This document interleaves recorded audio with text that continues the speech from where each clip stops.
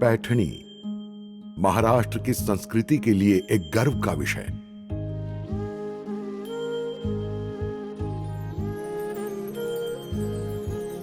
पैठणी केवल एक परिधान ही नहीं है, वो एक कला है। एक ऐसी कला जिसे इस महाराष्ट्र की मिट्टी ने 2000 सालों से जतन किया है। किसान काली कठिन मिट्टी में मुलायम रेशम उगाएं, रंगरेज इसे खूबसूरत रंगों से रंगीन बनाएं। खत्री जुलाहा समाज उस रेशम को सुंदरता से बुने और उसमें से जो सुंदर परिधान बनता है उसे वैष्णव बेचे। पैठणी का कारोबार तो काफी सारे लोग करते हैं, लेकिन इनकी तो बात ही कुछ अलग है।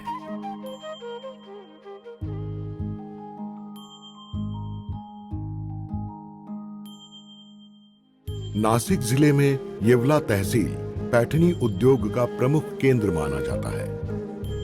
हजारों साल पहले पैठणी बुनने की कला की शुरुआत यहीं पर हुई।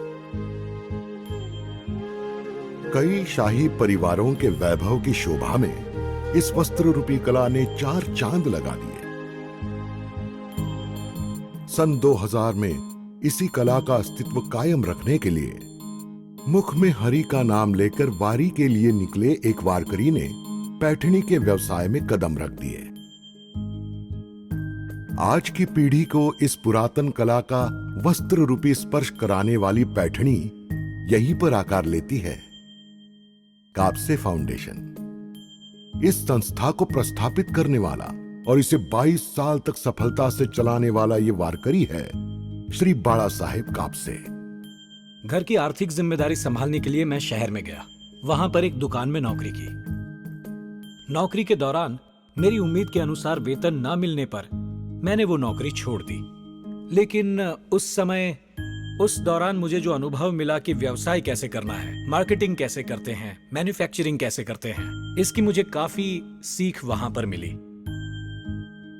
यही सीख कापसे पैठणी की नींव आत्मविश्वास से रखने में एक केंद्र बिंदु बन गई।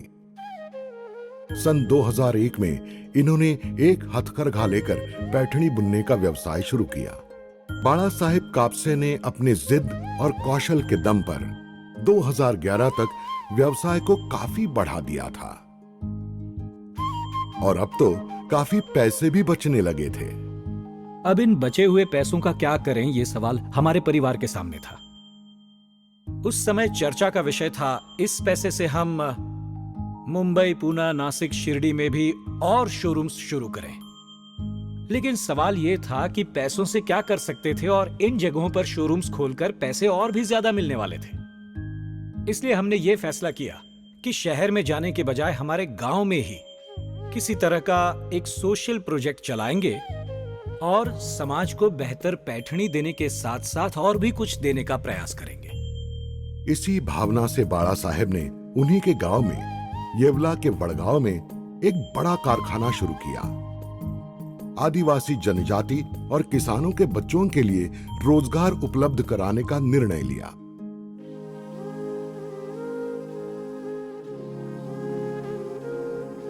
देखते देखते हथकरघों में बढ़ोतरी होने लगी। एक से बढ़कर एक पैठणी बुनना शुरू हुआ।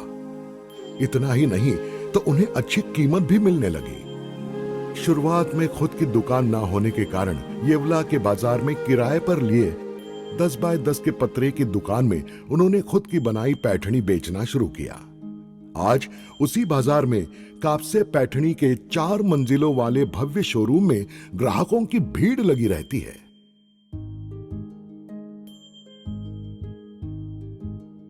वैसे समय के साथ पैठणी बुनने वाले कारीगर तो कम होते गए, लेकिन वहीं पर कापसे फाउंडेशन ने पैठणी बुनने वाले कारीगरों की एक नई पीढ़ी को जन्म दिया।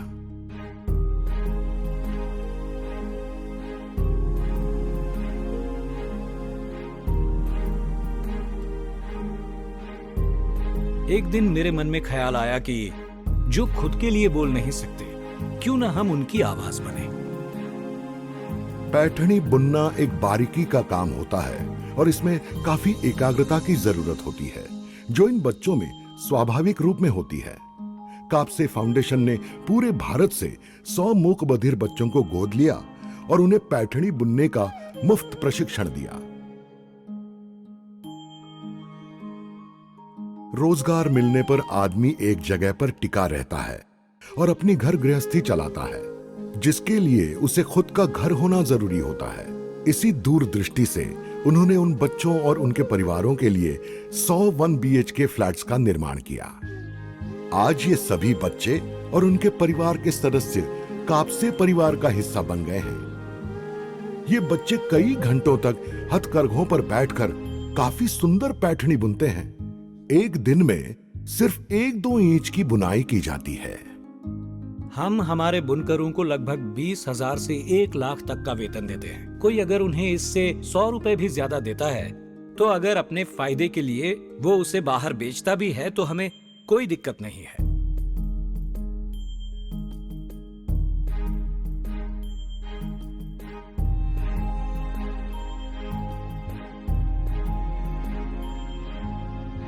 सारा परिवार बाड़ा साहेब के कंधे से कंधा मिलाकर यहां काम कर रहा है।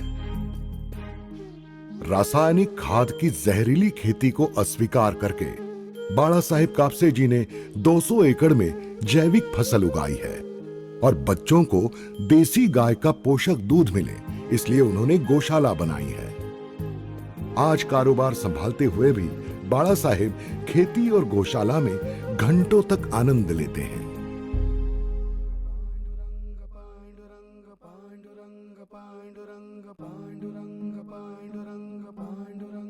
दिन ब दिन कापसे पैठणी का कारोबार चारों दिशाओं में फैल रहा है।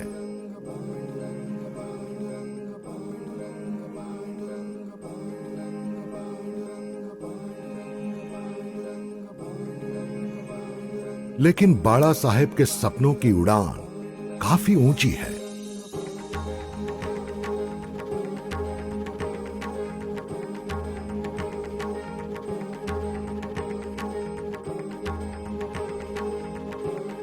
व्यवसाय और सामाजिक कार्य दोनों एक साथ सफलतापूर्वक करना इतना आसान नहीं होता, लेकिन कापसे फाउंडेशन के माध्यम से बाड़ा साहेब ने इन दोनों का एक खूबसूरत मिलाप किया है। अगर बाड़ा साहेब कापसे अपने व्यवसाय तक ही सीमित रहते तो अन्य उद्योजकों की तरह ऐशो आराम की जिंदगी जी सकते थे, लेकिन इस अनोखे कार्य के जरिए उन्होंने पैसों के मोल से भी बढ़कर अनमोल लोगों को जोड़ा है। और सबसे अहम बात यह है कि सामाजिक उद्यमिता अर्थात सोशल एंटरप्रेन्योरशिप का एक अद्वितीय मॉडल बनाया है। मेरा हमेशा से ही यही मानना है कि दूसरों की खुशी में ही हमारी सफलता है। साल में एक बार पंढरपुर की यात्रा करने के बजाय हम यहीं पर हर दिन पंढरपुर की यात्रा मनाते हैं। व्यवसाय के साथ सामाजिक सेवा करने वाले इस सेवाव्रती वारकरी को हमारा सलाम।